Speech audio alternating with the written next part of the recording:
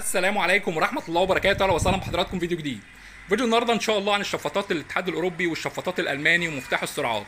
يوجد بفضل الله جميع مقاسات الشفاطات الاتحاد الاوروبي، من اول مقاس ال 30 في 30 ال 40 في 40 ال 50 في 50 لحد اكبر مقاس ال 80 في 80.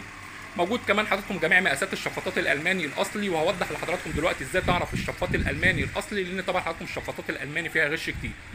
الشفاط الالماني حضراتكم الاصلي بتكون الكتابه زي ما واضح قدام حضراتكم، بتكون موجوده على الموتور وبتكون بارزه زي ما واضح قدام حضراتكم. طبعا الكتابه عشان تكون بارزه زي كده المتحكم فيها الوحيد هو المصنع للشفاط، لان حضراتكم الكتابه عشان تكون بارزه زي كده بتكون موجوده في الاسطمبه الخاصه بتصنيع موتور الشفاط، يعني حضراتكم الشفاط ده كده اصلي. طيب في شفاطات تانية حضراتكم بيكون في كتابه زي هنا كده بتكون مفحوره او على الريشه، يعني على الشاسيه او على الريشه، ده حضراتكم سهل جدا وبيتعمل، لكن عشان تتاكد ان الشفاط يكون اصلي لازما الكتابه زي ما وضحت لحضراتكم تكون بارزه عن الموتور زي ما واضح قدام حضراتكم.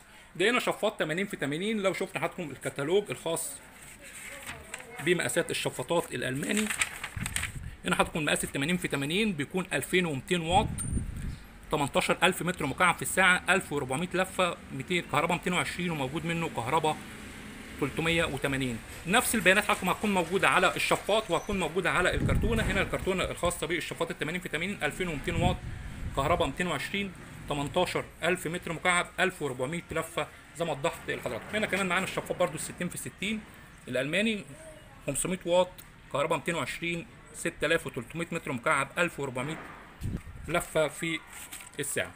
هنا طبعا الكتالوج زي ما واضح قدام حضراتكم بختم المؤسسه، جميع المقاسات موجوده، ال 70 وال 80، وموجود كمان بالنسبه لل 50 وال 40 جميع مقاسات الشفاطات الالماني الاصلي، زي ما وضحت لحضراتكم ازاي تعرف الشفاط الالماني الاصلي. هنا حضراتكم ده المقاس ال 80 في 80 2200 واط و 18000 متر مكعب في الساعه.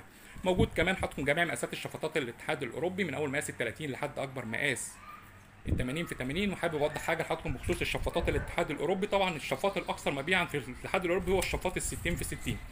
عشان تتاكد برضو ان الشفاط اللي عند حضرتك مقاس 60 في 60، لان احيانا بيحصل برضو في غش كتير، هيكون الاطار الخارجي بالنسبه للشفاط بيكون 59 سم بالظبط، والاطار الداخلي اللي هو الريشه بيكون 47 سم بالظبط، لان طبعا في ناس حضراتكم بيبيعوا المقاس ال 55 على اساس ان هو 60 في 60. فعشان تتاكد ان الشفاط اللي عند حضرتك 60 في 60 هيكون الاطار الخارجي 59 سم، والاطار الداخلي اللي هو الريشه هيكون 47 سم. كده الشفاط اللي عند حضرتك 60 في 60 اللي هو الاتحاد الاوروبي، لان ده اكتر شفاط بيتباع في الاتحاد الاوروبي.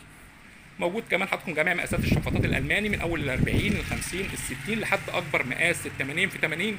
وموجود مفتاح السرعات الخاص بالشفاط، عن تجربه مفتاح امن على الشفاط، جربت حضراتكم عندي في الغرفه بقاله 4 سنين لحد دلوقتي، الحمد لله مفيش اي مشكله لا على الشفاط ولا على المفتاح. المفتاح حضراتكم معاه ضمان مدى الحياه ضد عيوب الصناعه وضد سوء الاستخدام، يعني المفتاح اتحرق او حصل اي مشكله تقدر حضرتك تستبدله او ترجعه، مفيش اي مشكله.